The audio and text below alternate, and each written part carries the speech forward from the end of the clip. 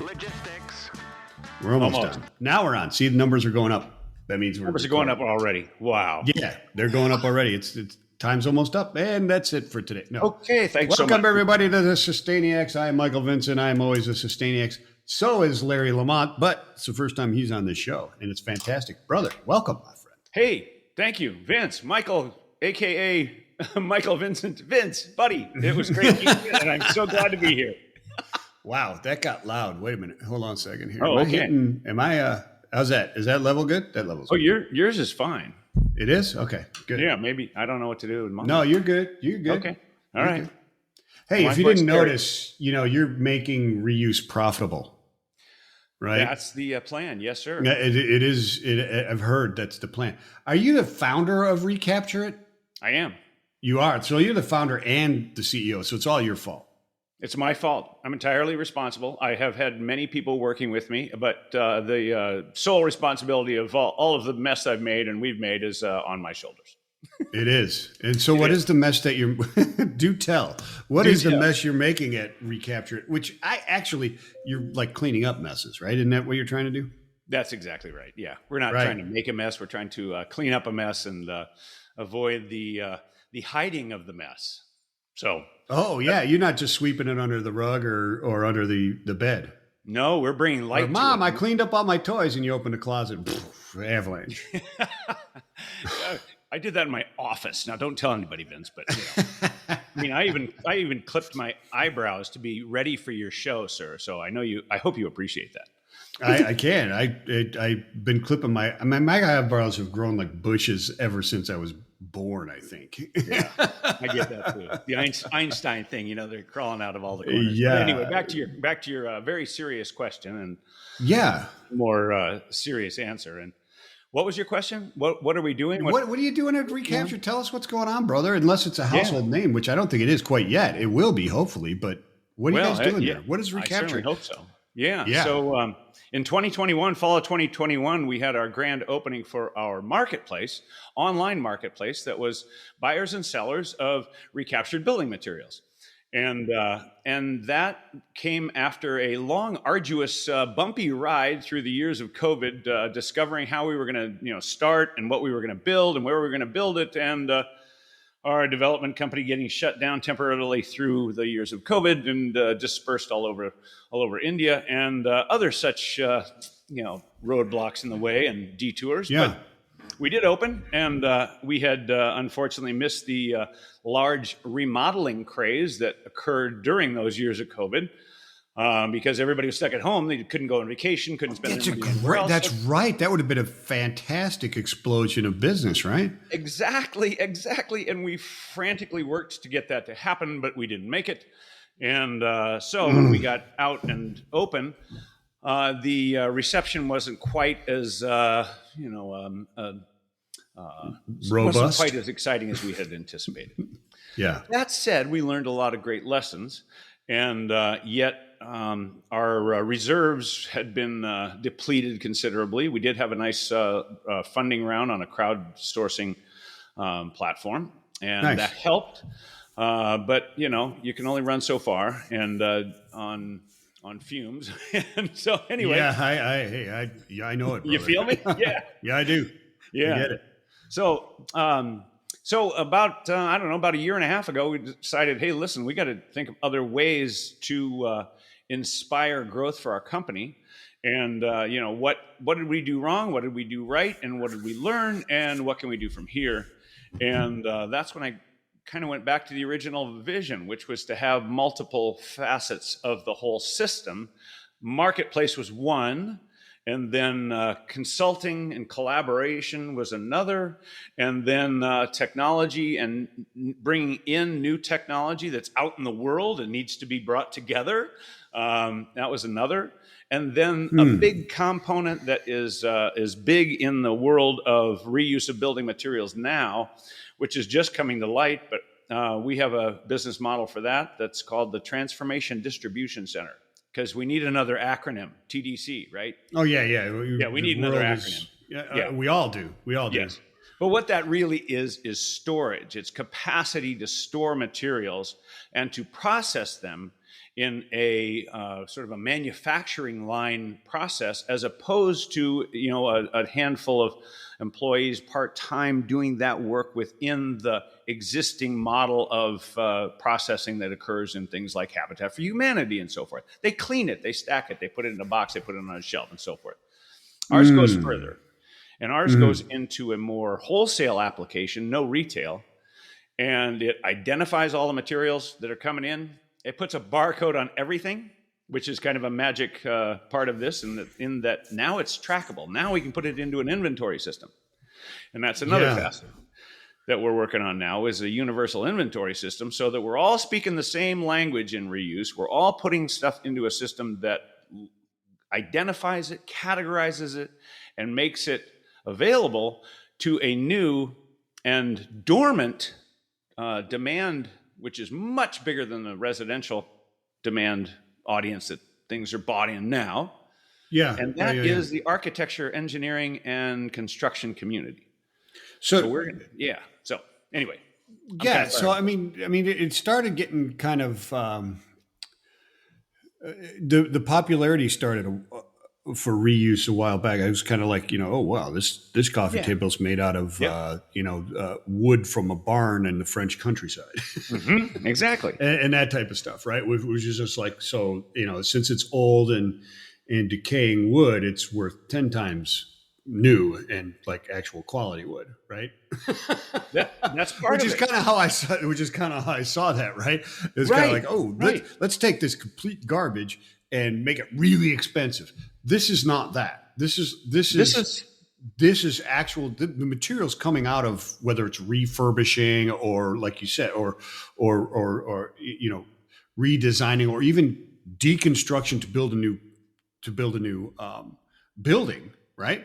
Which we see, especially we see that in the NFL and all that kind of stuff, right? All the time. And, as soon as Penn State quit playing, right, this year, they tore down the stadium was being torn down. You saw them take down the press boxes and everything. Like Kingdom go down in Seattle, same thing. Exactly. Right? We watched a bus while the old dome in Atlanta was crushed. Remember, you remember that video when it was about to blow up and a bus pulled right in front of the camera and then it pulled away and it was gone? Yeah. But the reveal. The reveal, all those materials, that's what you're talking about is bringing that stuff, right? You're not talking about, oh, look at this piece of wood I found in the Spanish countryside. It's worth $100. You're talking about industrial, we're going to rebuild a building. Let's recapture and reuse whatever those materials are from previous buildings, et cetera, right? That's what we're talking about, right? That's what we're talking about.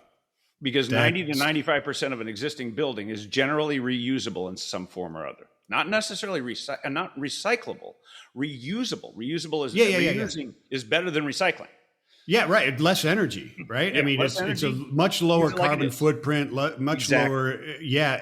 Energy in every sense of the word, intelligence, actual electricity and or carbon footprint, all that type of stuff. Less energy. Yep. All that stuff. And I would suggest that it can be localized and regionalized that way as well, right? If you're just reusing and not really recycling, because recycling would imply that it has to go somewhere, go through a whole bunch of fancy processing and all this other kind of stuff, and then move somewhere else for secondary processing and like plastics now. Like plastics. Yeah, exactly. Right. Yeah.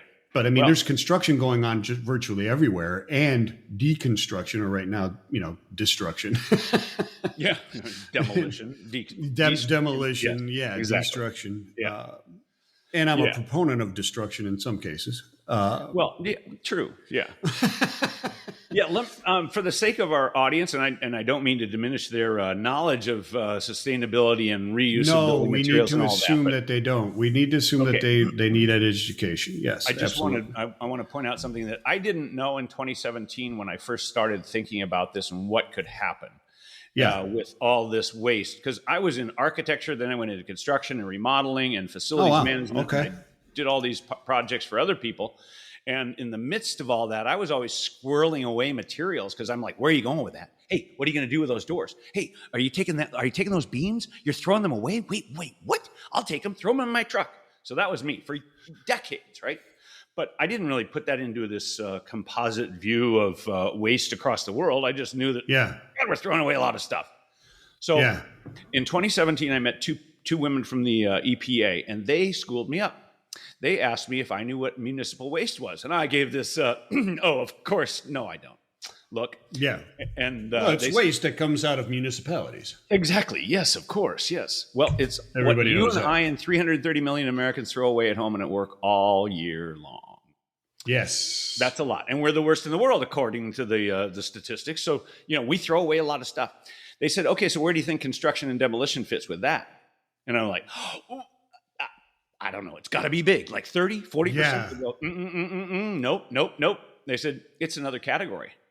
Oh, okay. Well, they said, it's 2 times bigger. 2x what the general populace is throwing away every annually every or day, daily or day, every second or whatever it is, trash, is garbage. deconstruction or demolition. Demolition, construction and demolition waste. That's the category. 2 times bigger. I'm like, yeah, because there's waste on a construction site, right? Right. Yes, I got it. So, but I'm like, okay, so wait a minute. Why didn't I know that? Why don't we know that? Why are we talking about straws, plastic straws, when that's just a pimple on the butt of the giant elephant of construction and demolition waste? And that's when they looked a little confused and went, we don't really know. And that's the moment I decided, well, that's a big enough problem to go tackle. That's a very entrepreneurial solution kind of a thing. And it looked kind of scary and huge and global. And that enticed me. So it is scary and huge and global. Isn't it? Yeah. It is. But there's a lot of progress coming together in these last several years since those early days of my understanding this problem. Yeah, my first understanding, well, not my first understanding of, I guess my first introduction of someone actually trying to do something was, Eric Law and the people out in doing the urban machine. Yeah. Yeah, that was my first, because I was like fast. I was like, you're doing what? Yeah, you got robots taking staples and screws out of these things, and the machine was and the technology he was doing was just fantastic. It's fantastic. And I love it. Yeah, I love it. But Eric, that's one part of what you're tackling, right? That's one. They're doing the lumber. They're taking the lumber out and redoing it, and the data. You go back. He's been on the show twice, so everybody, you want to jot that down. Look up Eric Law, Urban Machine. He's been on twice. Fantastic stuff, and look them up as well. They're great. But that's one part of what you're trying to accomplish, right? That's one piece. And Eric and I talk fairly frequently. And in fact, before they actually launched their products to the world, he and I were talking every month about that. And my view on that was that, you know what, Eric, you're at the beginning edge of the advent of new tools in this industry. And tools start growing when a market is ready to accept tools, and it grows more. Tools grow more when the market is available for the tool manufacturers to go, oh, there's people here doing stuff. There's enough. We can sell them things, and we can get more tools. So that's what he was just on the beginning edge of that. Oh yeah. Yeah. So for those that they don't were still know, testing out different things when I got introduced to it. Well, they still are. Cool. They're refining their machines and so forth. And for those that don't know, Urban Machine is out of Oakland, California, founded by Eric Law and others. And they are a robotic nail, screw, bolt, staple extraction machine that's mounted on a big semi truck, and it goes to a site or it stays at a site and it processes used lumber all day long, pulling all the metal out of it and then cleaning it up and spitting it out the other end and stacking it at a truckload a day. Literally a semi-load lumber. Yeah, and it is fantastic. Little robot arms coming out and pulling. Yeah, they call it the bird because it comes in like this, looking like a bird's feet, and it pulls stuff out. Like, look at us geeking out over this stuff, but know, it is very cool because he's using radar and sonar and all these visuals, so that when the last time I talked to him, they had just upgraded so that they could understand the grain density of the wood, so exactly what type of wood it was and exactly what type of fastener or object was in that wood, so that when the arm came down to take it out, it used the exact precise torque to not damage the wood. Not damage it, yep. Which was, fantastic technology. I love it. I love that stuff. Very cool. So look at us. You're welcome. Eric will send you a bill later. Eric will send you the bill for that. And Yeah, exactly.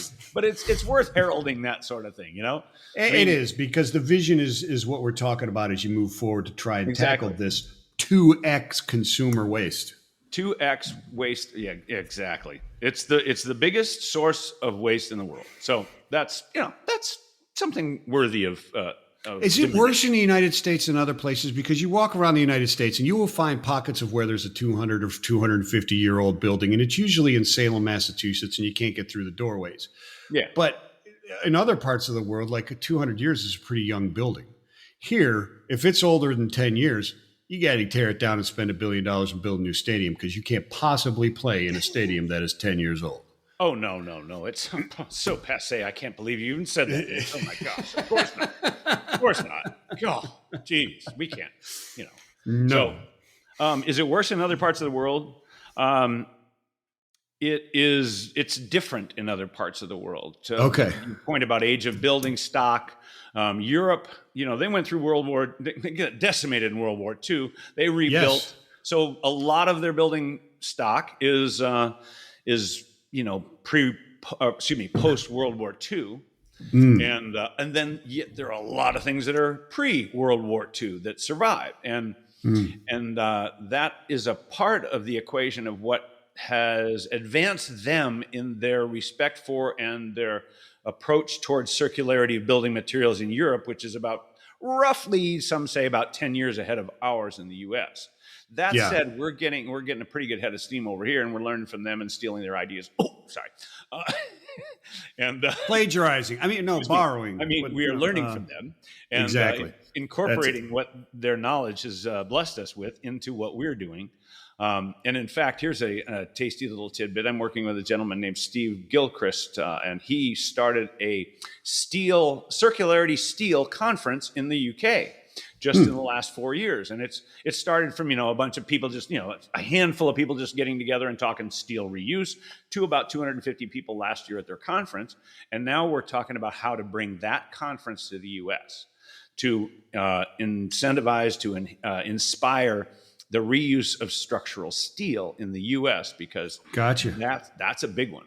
That's a big one. So, I would imagine. Well, yeah. You think about when I think about what you can use. I think about what can survive time in its present use. Right. Yep.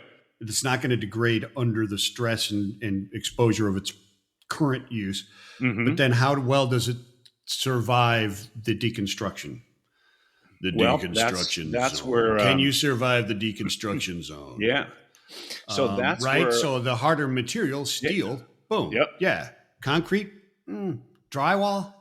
Drywall can barely make it through my children.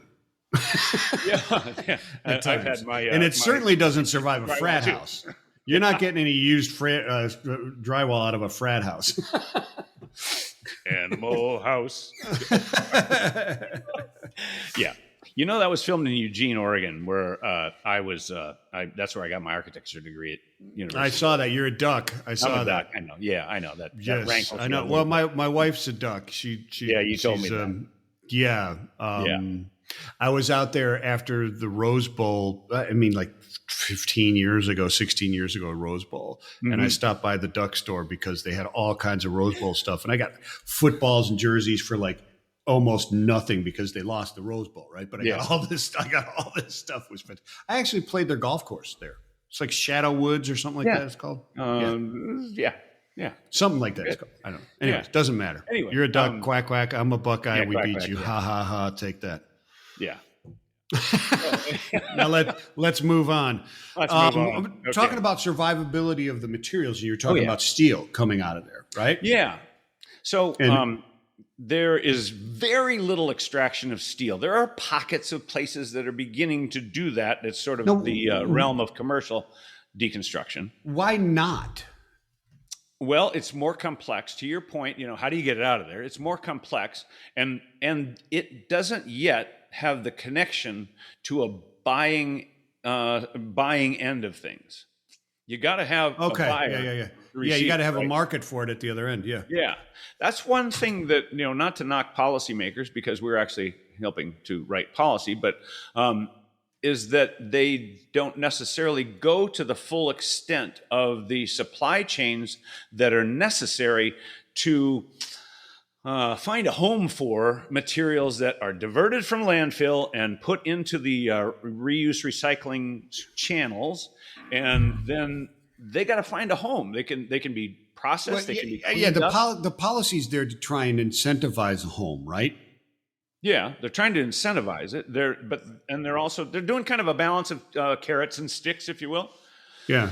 So, but if they don't consider that demand end, the buyer, the somebody or the something that's going to purchase those materials, and they just sort of say, well, they'll figure it out. Well, they won't necessarily figure it out. And that has happened in a number of major metropolitan areas where they put policy into place.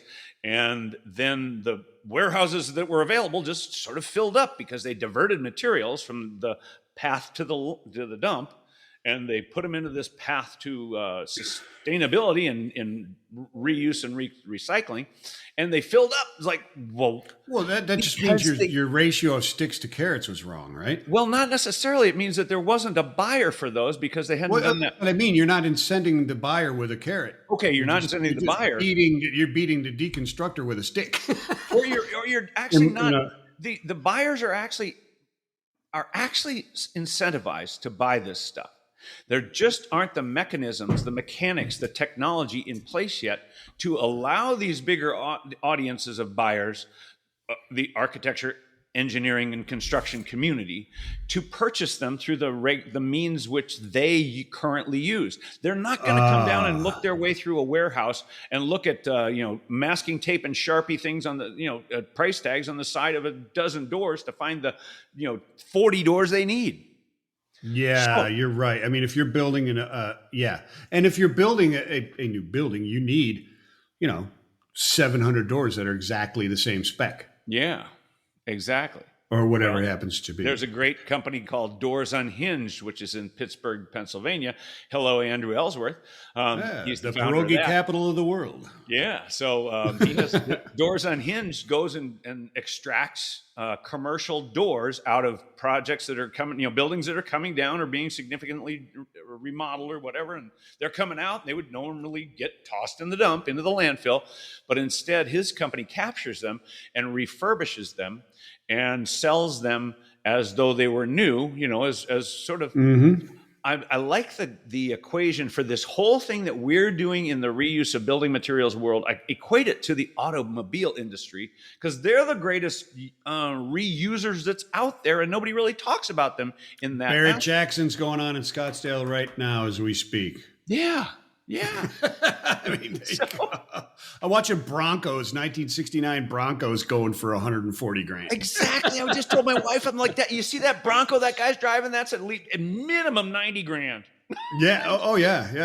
And I see people driving them and they're rusted out and all this kind of stuff. It's like, man, you could make so much money off of that. Exactly. Yeah. They're so hot right now. The auto industry does. They take them, they refurbish them, they make new ones out of old ones. They take the parts out of the old ones that the body's just all messed up, and they take the parts out, and you get remanufactured transmissions, remanufactured motors, remanufactured other parts, right? Well, Renault is one of the auto groups that's got this down pat. They've been doing it for a long, long time. Get this. Harley Davidson has recently, in the last couple of years, they have started a reuse program of their own motorcycles. They buy back their motorcycles and they refurbish them and they certify them as Harley Davidson certified or some similar term. Yeah. But they were resistant to doing that. They think they would be competing with themselves. But what they found out is they got a whole new market.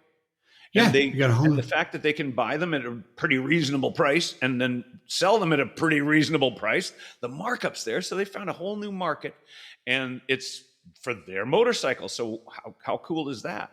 But so we're following those models of redistribution and reuse of existing materials and to communicate the benefits. Because people don't quite get it, because there's too many parts of too many buildings. There's stone, there's masonry, there's complex things and steel, like you mentioned there, Vince. And how do you get that out of the building? And what do you do with it? But it's easy to understand a motorcycle or a car. But it is, because it's a singular. Well, it's not a singular thing, but it kind of is. It's much easier to. It's much more transportable too. Yeah, that would be. And so that's part of it too. So it's also something that has been built up. It has like Harley Davidson started doing it because the general public was already doing it. Yeah. Yeah, right? Exactly. It's not like they started and then had to convince other people to do it. People were doing it in a garage for years. I was doing it as a teenager. Not Harley Davidsons, but people were rebuilding cars forever. I tore apart cars. I get that. Heck yeah. Heck yeah. So it was out there. But I wasn't tearing apart buildings. But the real lesson is that they had to understand that there was financial viability for their company. Yeah. And that goes back to what you said about ReCaptured at the very beginning of this, Vince, is like you said your byline sort of, making reuse profitable. Right. That's right. That's what we're doing because it can be profitable. And we are just making the new system, the new model of distribution of recaptured building materials, we're making so that it's equivalent to thinking of used materials as though they were raw materials to make new materials, which are really remanufactured materials, and then distributing them in the ways that the bigger community of buyers can access them through technology and through things like barcodes and websites like ReCaptured's Marketplace and others like eBay, where they can go see what these things are. They get the specifications of them, and they can say, hey, builders, buy these on behalf of the developers and building owners, because now you can get them. You can get them in the quantity you need them, and you get them in the visibility that we need them, and so forth and so on. So that's our whole new purpose. That's your new tagline right there. That just rolls right off the tongue. Making reuse profitable. That whole thing. Yeah, that whole thing. Yeah, I've encapsulated it down to 287 words. It's perfect. Yeah, it's a bit of a run-on sentence, but it's not bad. But I love what you're doing. So let me understand it a bit better of what exactly you're doing in your business. So you got the marketplace, right? Now you're physically now capturing these things and warehousing and tagging them. Is that what you're saying now? That we are conceptually you've now developed into that. We are conceptually doing that at this point. We have a very fully fleshed out model for that, but it has to be. Think of going into a McDonald's, and you're going to put a new McDonald's in some city. Yes. Well, there is a lot that is absolutely duplicated in a McDonald's from every instance of it. There are parts that are very responsive, to the particular context in which you put that McDonald's. Mm-hmm. So that's the same way we're thinking about our processing facilities, is that, yes, there are parts of it that are going to be identical. And in fact, we're going to incorporate an urban machine into every one because, I would imagine you should. Yeah, of course. So there are those things that are going to be incorporated into every one. But the building might be different. It might be an abandoned Kmart, 100,000 square feet of well-lit, electrified, truck access, parking lot, all that stuff. And wouldn't it be great to do an adaptive reuse of an abandoned building and revitalize it with a whole new, life to it, with 20 or 30 employees full-time, re-energizing it with a, whole new business model in it that can vitalize the reuse ecosystem in a region. And so that's why we're going region to region, working with cities and counties across America to begin that process of those regional processing facilities that are connected through technology to the bigger audience, that process at volume and at scale, which means that you got full-time professional people doing jobs that have been heretofore put into the hands of people they're part-time. They're working in a retail outlet, and they're on the cash register at one point, and then they're driving the forklift at another. Now, hey, Vince, go over and take pictures of that stuff over there in the pile, sort it all out, make it look pretty so we can put it online on the website, and then get back to the front desk so you can start taking in cash. Yeah. That's not efficient. It's not a diss on the existing sellers. It's not that at all. It's just what they have to deal with, and they're working they're working like like hamsters on a hamster wheel to get that stuff out there and to do that, but it's not production line efficient. And that's where we pull it out into a big facility on cheaper real estate, lower overhead, and everybody's doing the full-time job of inputting and sorting and categorizing and using an urban machine and maybe a finger joining machine to stick sticks of 2x4s and 2x6 together to make them bigger, better, longer 2x4s. Depending on what people need and what they want, or building beams, multi-piece beams, etc. Depending upon who's going to buy it, because we want to do that work first, because that's what. So you could actually make custom. You can make custom building materials out of pre-existing or building materials. Pre-used. Yeah. So is it just a physical thing? Or so you're looking at just doing the physical things like the beams of steel and keeping them, they're still beams of steel. In other words, they're still beams of steel. And wood and the wood, et cetera. Well, the wood can be manipulated into newer or different, like you were just saying, finger joining or whatever it happens to be. But what about the other materials that come out that don't come out in usable form? And so you kind of using like drywall.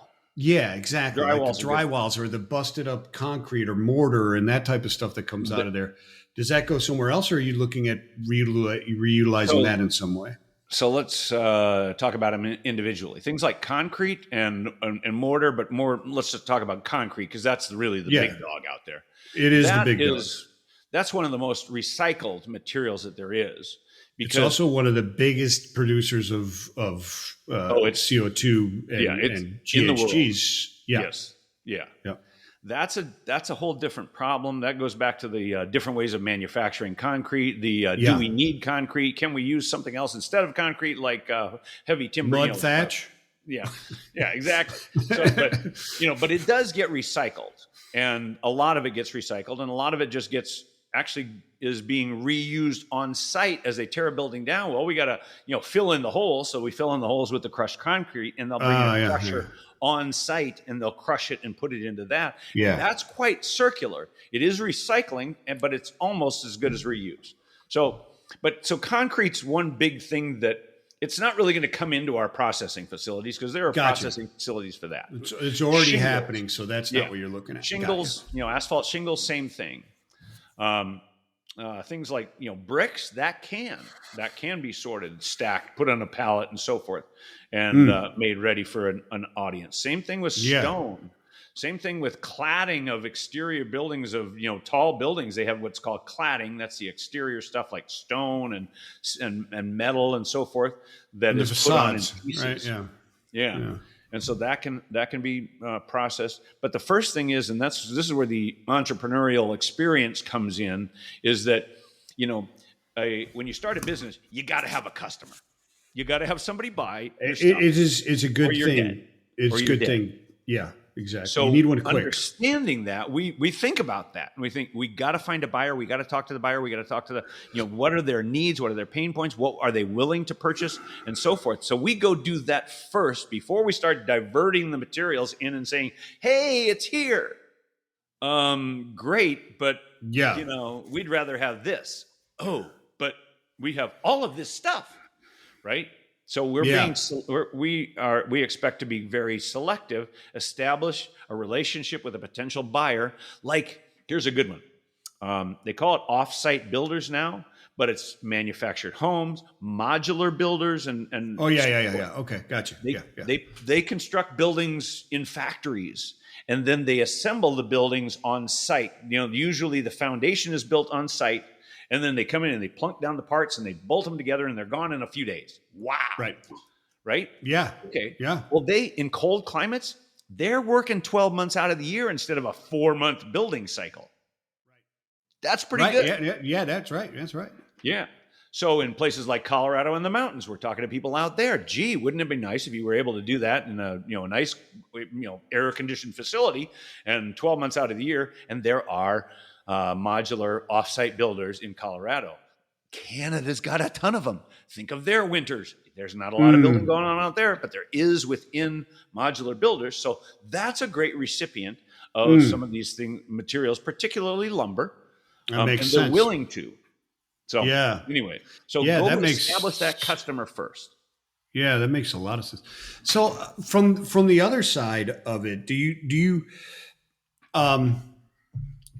you see any changes in demands for the materials that are out there because you're able to now make them available? Well, I'll say we as an industry, and then we as a company. We as an industry are slowly in spots making them available. And there are quite receptive architecture firms and engineering firms that are quite sustainability focused and willing to deal with that. But it really kind of always comes down to the bottom line and the dollars. It does. And that goes to the building owners, the developers, the real estate owners, and whether they're willing to put that forth. But that's why we're focused on actually making reuse profitable. So that overcomes that hurdle. And then making the other hurdles, the architects having to specify, they gotta call out, they gotta find the materials and then articulate in their set of drawings and specifications that they provide to builders. They got to put the essential information of, we're going to use this specific steel, this specific wood, these specific pieces. Mm-hmm. So they're writing specifications. Well, now they can't get that stuff because it's in it's scattered all over the place in warehouses that don't. Yeah, so if you have the inventory and it's categorized correctly, they can then designate that you use this steel from Larry LaMotte's ReCapturit. Yeah. Well, and it will go on ReCaptured, but it can also go onto things like eBay, and it can go into more specialized sellers of materials too. And that's the beauty of the technology that we're developing, which will connect to those things. And when you put your inventory into one thing, it's categorized properly for the end user, the architects and the engineers and so forth. But it's easy to input it, like a gal or a guy with a small little remodeling company that they got 3 employees and themselves, and they're pulling out doors and windows and so forth on the one end, and then they want to buy old doorknobs and old flooring to put into the old Victorian house that they're remodeling on the other end. Well, they can do all of that, and all that inventory can be in the same thing that goes into the big construction companies, the big architecture firms and so forth. It's just one plug and play kind of a system. And then it can go into ReCapturit and Reaply and eBay and Etsy and all these others. It is so interesting. I mean, there's so many different rabbit holes still left to go. There's a few. And every time I hit one, there's like 6 more that I see, and I'm like backed up in my brain about 25 different questions. So I'm trying to figure out which ones are the most pertinent. So one of them is this. We were talking about Barrett Jackson. We were talking about the automobile industry is so far ahead of this and that type of stuff, right? Yep. And then you're talking about the architecture writing into the specifications that this is the materials, right? That would designate this or that. Yep. It would seem to me that there's other avenues to also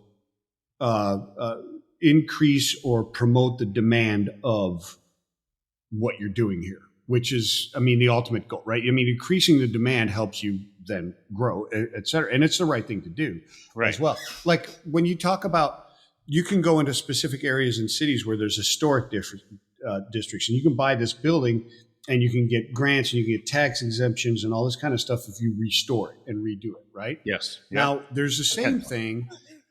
Right. Yeah. But when you rebuild a car, there's different certifications on those cars, right? Like when you're watching it, like just for instance, last night, I didn't realize this until I was watching last night, and I was doing work. I work on my computer, send emails, and work on data spreadsheets, the tedious type of stuff that you do as an entrepreneur while I'm watching TV or whatever. And one of my favorites is just have background noise type of things on there. And so I will watch Barrett Jackson. I'll watch things go across.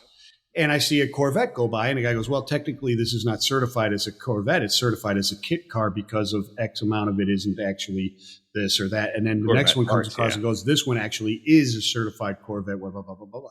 It would seem to me that in your industry as well, you could have buildings that are then now certified, et cetera, for certain monetary considerations for whomever is building it and or buying that building or going to use it, that would certify that X amount of this material came from a ReCapturit type of situation, right? And not just in an environmentally impactful way, but also a historically accurate type of way. right? That's true too. Yeah. You see what I'm saying? Exactly. Yeah. And in fact, in our current marketplace, we even have a thing called the story of origin, which is there you go. which is specifically for let's see your provenance. Documenting, your provenance, exactly, your provenance. Exactly. And we have a mechanism in there that is essentially like police have that chain of custody thing, Yes. We have a chain of custody built into the system to capture that provenance of ownership, to make sure that what somebody is saying is a brick out of an 1867 church in Pittsburgh is actually that, and not something pulled out of a 7-Eleven. 100%. So now you're gonna get not greenwashed. I don't know what, architecturally washed lawsuits or whatever it is. Yeah, we've proved that this brick is from a 7-Eleven in Piscataway and not from this cathedral in Johnstown, Pennsylvania. So it's not 100% perfect, but it's something. It's better than not having that certification on there. So we anticipate. I mean, I'm just going down the road of how you build this and how this becomes something of it goes through. The other question that I had really was working with those architectures, et cetera. Does it not? It's kind of like when you look at like recycling of plastics, right? And you look at another product, consumer goods, et cetera, right? The design of the original product, whether it be the packaging or the actual product in the packaging, whatever. If you design into it the consideration of when that person is done using it and how it's going to be reused or recycled, instead of considering it end of life, just what is its next circularity? If you're considering that helps things, right? That helps things. Yep. When you're talking with these architects, is there a consideration to that in designing buildings to make them? Now, it's kind of counterintuitive to design a building to be deconstructed, but not necessarily. Not necessarily. Right. Yeah, is that something there? Expand. Yeah, it is. And in fact, when I was in architecture school, and I graduated in 1987, so that's a long time ago, right? We had a class in which we designed a building to be disassembled. Okay, that was 1987, and here we are now. Nearly 40 years later, and we're just at this sort of nascency of this industry of reuse and so forth, right? So we've been thinking about it, but not doing it, and so. The way I like to think of circularity, and it's a temporal thing. It's a thing over time. And so I use a clock face as that.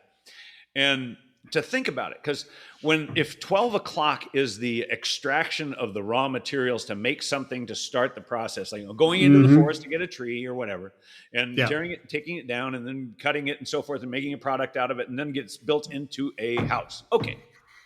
Then there's the occupying of the house. Then there's the remodeling of the house. Then there's the we're going to go through an urban revitalization, and it's going to get torn down. And okay, well then it might just fall off that clock face and into the dump, or it gets salvaged. It gets deconstructed and salvaged, and it keeps going around the clock face now, because now it's been given a new life. It's kind of like organ donors. You give your heart, your liver, your kidneys, your whatever, your lungs, it gets another life, an extension of life. Well, that's the same thing. So it now gets to go around the clock some more. And then it has a new incorporation into a building. And then it gets a new life and new so forth and so on. But back to your point, Vince, about, designing for disassembly. That's what it's called, designing for disassembly. Mm-hmm. And designing for disassembly means you think about that in anticipation. You think, well, how can it go together with bolts and screws and connectors, and instead of glues and welding and that sort of a thing, and rivets and things like that can't be pulled out. So how can it go? How can it be put together with things that can come apart more easily? And it might come out as a component, meaning a set of elements. Yes. A whole component. Modular design almost. Yeah, exactly. And there's a cool company in Colorado called LaMotte Cube, founded by a brilliant man named John Fay. So I'm putting in plugs for all kinds of friends out there, all kinds of people in the world. But they do a modular building concept that they put the pieces together. You can put electricity in it, you can put plumbing in it, and you can assemble it in a matter of days And they have things like in Walmarts, they have the eye center, where you go and get glasses and stuff and get, Sure. your optometrist meeting and everything. Well, in some Walmarts, they have these Lotta Cube assemblies built into the Walmart. So if they want to move it, if they want to redecorate their remodel the store, they pull apart the parts and they put it over. I was just going to say that. I mean, you could add on or expand or contract your business model, all kinds of different things. You can add incrementally. You can add as you grow, so you don't have to occupy the whole building or whatever. And that designing for disassembly is part of that. So it's out there, it's happening, and it's just but that's that first part of circularity, and that's building in their own circularity. It's a one use, take it all apart, reconfigure it, put it into a new use. That's designing for disassembly, and that's thinking in advance of how the parts are going to be put together, and then how they're going to be disassembled so they can be put together in a different configuration later. So in that concept of the clock and the circularity, and there's there's the extraction zone, the building zone, the occupation zone, et cetera. Yep. With time zones. Yeah. What about consideration for I'll just call it the devaluation zone, right? Where you have these broken down, decrepit buildings that the value of that material is been degraded because it was sitting there empty for 10, 20 years. Yeah, there's that. And maybe there should be something that is like, okay, look, your building is here. They condemn buildings and they have to be pulled down, but that's by public safety. Should it also maybe extend to evaluation of the possible reuse of that material be considered in that timeline of when it can just sit there and fall apart until bricks are falling on people's heads? There are. You know what I mean? Yeah, exactly. Yeah. So there are economic factors that are playing at that, and they are fairly regionally specific. And let me give you an example. So Palo Alto, California is one of the most wealthy communities in the U.S., right? It's rather nice places. And they put in a policy, and they basically said, okay, 100% of the buildings that get torn down here have to be deconstructed, and the materials have to go toward recycling or reuse or something, right? Okay, that's great.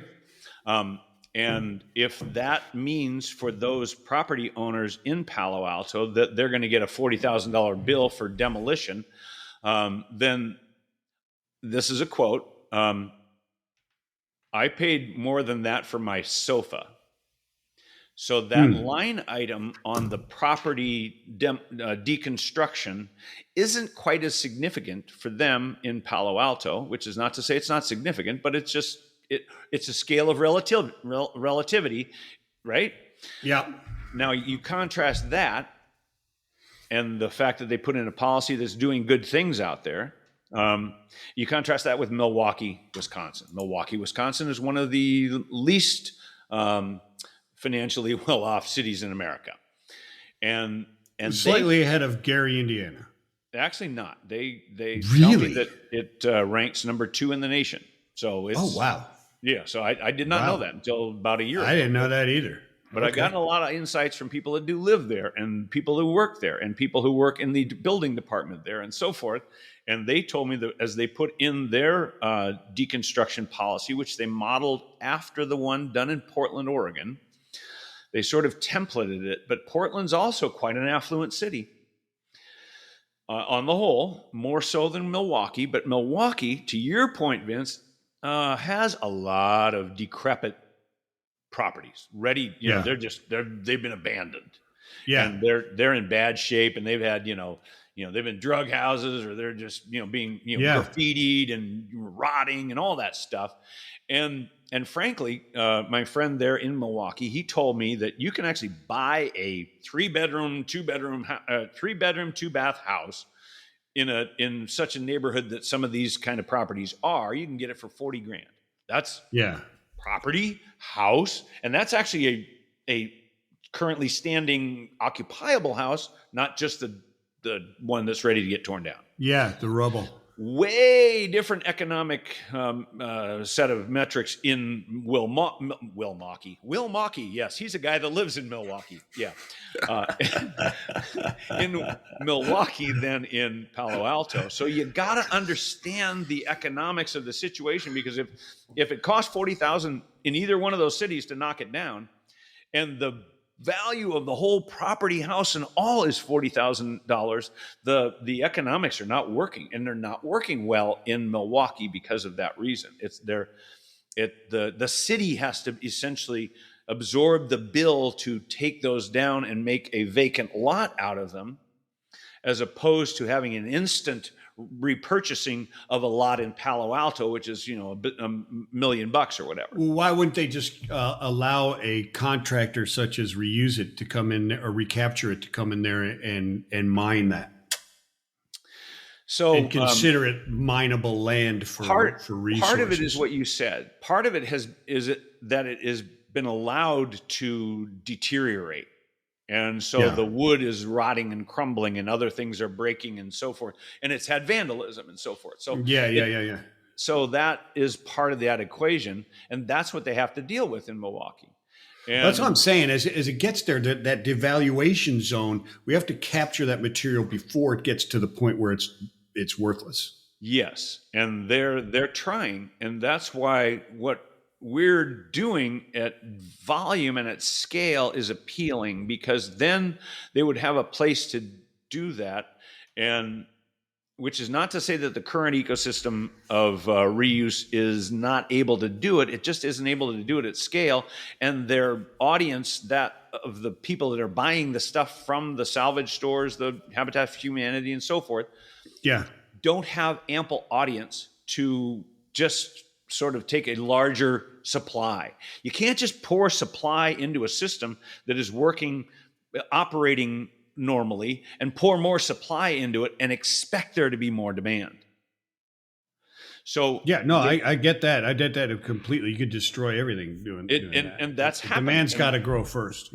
Yeah. The demand's got to be stimulated, made aware, and have some sort of an agreement that says, hey, we will buy these things if you put them into the mechanisms that we can, make them available to us. And that's where the balance of the ratio of sticks and carrots. That's where a lot of that can happen. But you got to do it with that regional sensitivity, and that's why we're going city by city now, and is because that regional sensitivity is so critical. You got to understand who the players are. You got to understand what the forces are currently. You got to understand what the economics are. And if it's a place like Milwaukee, they're very different than a Boulder, Colorado, or a Palo Alto, California. Yeah, totally different. Totally different. And Boulder is a terrific and interesting city in itself, because Emily Freeman works for the city of Boulder there, and she has been stewarding their policy for several years now, and it's a great one. And it makes sure that materials get extracted, deconstructed, and put into the channels of recycling and reuse. Obviously, we want the balance of recycling versus reuse to be high on the reuse and low on the recycling. Yes. It's the other way around now. The other way around now, and that's okay. But how do you fix that? Well, if you simply work in a city the size of Boulder, which is roughly 100,000 people, there's not necessarily the market size scale for moving materials, like when they disassembled the first in the nation. They disassembled a whole big hospital, and they took out all the structural steel. KL&A engineers and did that work, and they took out all the structural steel. They tested it on site so that it was made immediately available as though it were new. So they're selling the steel directly off of the deconstruction site. So they transported the steel. They didn't actually sell it. They put it into another civic project, a firehouse. Okay. But the testing was to prove the tensile strength and the structural integrity and so on. All that stuff, right? The structural integrity of the structural steel that was coming out of the hospital. It was like brand new and could be incorporated into a new building, which it was partially, some of the steel. But then some of the steel just sat dormant, and they basically gave it away for $1 for anybody that would want any of it. They, have all you want for $1. They had to have a transaction price, evidently. And that simply, to me, means that they don't have a means of collecting that and then getting it out to the audience. They don't have a functioning marketplace, which is where you they don't have you a come functioning in. market. Thanks for helping me out on that. Yeah, they don't have a functioning marketplace for that. So that's okay. But if you work in a regional concept that embodies more than 100,000 population city like Boulder, and you start to expand that out, and you have a central distribution and processing facility that can accumulate from all these various places and expand it out to a regional audience first through sort of an exchange software, and then go out into a larger audience, like ReCaptured is built for a national audience, and eBay is obviously a national and greater audience, and things like that. Well, then you have the ability to have that market audience and move stuff to that, more buyers. That's fantastic. And that's ReCaptured. That's ReCaptured. That's what we're working. Yeah. And that is fantastic. Some of it is built, some of it is conceptual. And we're working with, we're finding our way into a number of major urban areas. We worked with Brookline, Massachusetts, which is an adjacent, beautiful historical town adjacent to Boston. We did a project. I know exactly where it is. Yeah. Late last summer. My dad reminded me I lived there as a kid. I'm like, oh, well, I was 18 months old at the time, so memory's a little foggy. Well, your accent has faded a bit. It's faded a bit. I know. It comes right back. Yeah. Once a mass hole, always a mass hole, right? Oh my! Zing!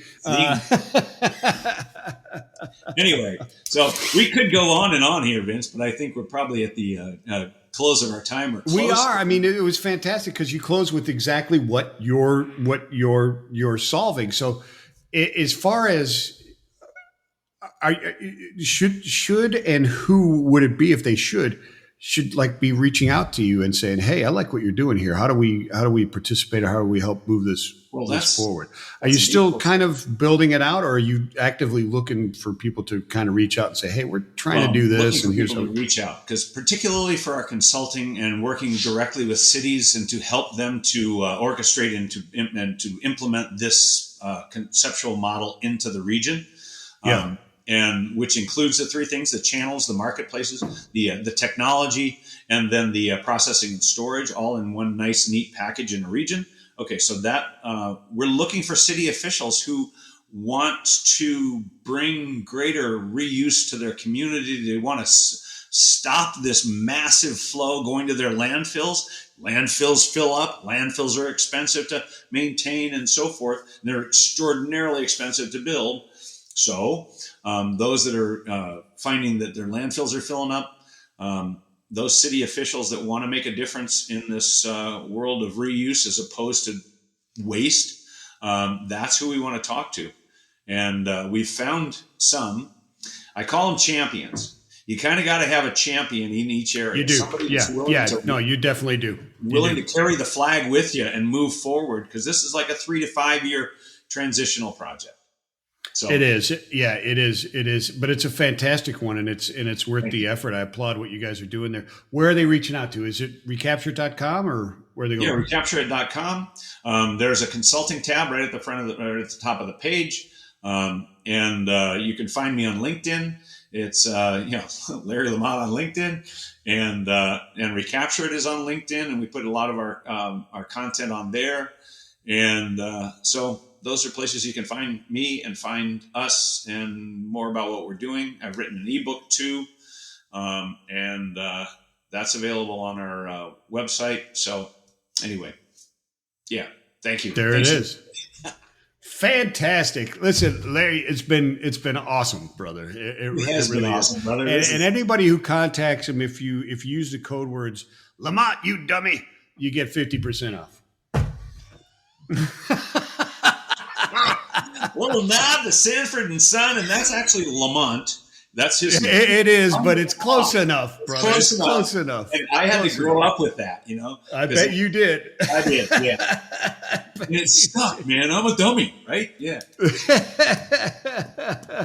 I had to throw it in there somewhere, brother. I've been waiting 2 weeks for this recording just so I could say that. Yeah. It's been fantastic, brother. I really appreciate you being on, man. Oh, it's been looking forward to it. Thanks, Vince. Awesome stuff. And everybody else, thank you for downloading, tuning in, and listening to this podcast. And we'll see you guys next time. Peace and love. Peace and love. All right.